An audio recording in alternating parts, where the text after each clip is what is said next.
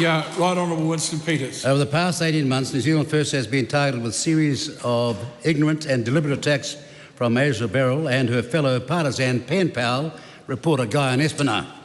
The once again repeated expose headline title this week was "Big Tobacco now has 300 million tax break," end of quotes, and followed up by the breathless commentary from Beryl.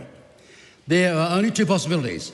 Either she is totally incompetent, or she is knowingly ignoring the facts. She knows that New Zealand is now number 2 in the world for the lowest smoking rates. Our smoke-free policy, which is backed by Professor Bob Beaglehold from MASH, is working, and that's a fact. If Guy Espiner had a shred of integrity, or RNZ rather, they would interview him about it. She knows that this government is doing everything it can to get the last few remaining hardcore smokers off cigarettes and onto alternatives. She knows that we need to make those alternatives more affordable and more accessible for those current smokers to quit. She knows there is no tax break. She knows that in 2023, the tax balance sheet for those alternatives was just $6 million. She knows that the figure she continues to deliberately and disingenuously use of $260 million is not a tax break, that no money goes to anyone, that this money does not go to big tobacco.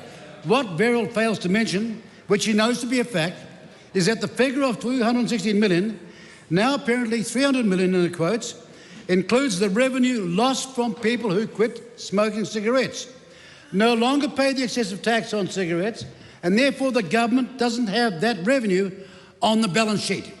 Only a political moron and literally economic moron would not know that. But she and her mate Guyan continue to perpetuate a falsehood to the people of New Zealand, to this House and to her own party. That means the more successful we are at getting people off smoking, the more tax revenue the government foregoes. That is the $216 million, and Beryl knows it. Any person out there with an ounce of common sense can see that going from $6 million to now $300 million overnight is an outright lie that is being perpetuated continuously and repeated continuously by a certain few in the media. Beryl knows that there is no tax break. She knows so-called big tobacco doesn't see 1 cent of anything. She knows that the purpose of the deduction on tax on smoking alternatives is to get people off cigarettes. So why then does she continue on misleading the people of New Zealand and dragging the media and in this House daily, like twice repeated today, getting found out because you're a Dumbo? A pathway of undermining success of New Zealand's goal of getting people to be smoke-free. I'm making this speech today, Mr. Speaker, because for 18 months she has been allowed to get away with her mudslinging, to get away with her ham-fisted attempts at attacking Casey Costello and New Zealand First, able to write my own speech, unlike that moron over there, and we have had enough. Beryl is either ignorant or she is continuing to deliberately mislead this House. Either way, she's not fit to remain in the role as a shadow portfolio spokesman in health, and she needs to apologise to Labor First for misleading her leader, who made a fool of himself on the Home Show this morning, New Zealand First and this House, and to the people of New Zealand. If she had 1 ounce of integrity, she would focus on the fact that since New Zealand's first smoke-free policy came into effect in 2020, the smoking rates have drastically decreased to the point where we are now number 1 of the leading 2 countries in the world for low smoking rates. The smoking legislation that we implemented is working. What Guy Espiner needs to investigate next is this: why did Beryl, as Minister, ignore legal advice on disposable vapes regulation? Why did she and her partisan motley crew cover this legal advice up and actively hide it from the incoming Minister, Casey Costello? Why did these leaks and attacks on Costello come from her and her crew on the very issue where she ignored legal advice? That's Beryl. And why did Beryl allow this country to be open to litigation and be sued at the cost of hundreds of thousands of dollars and to face losing?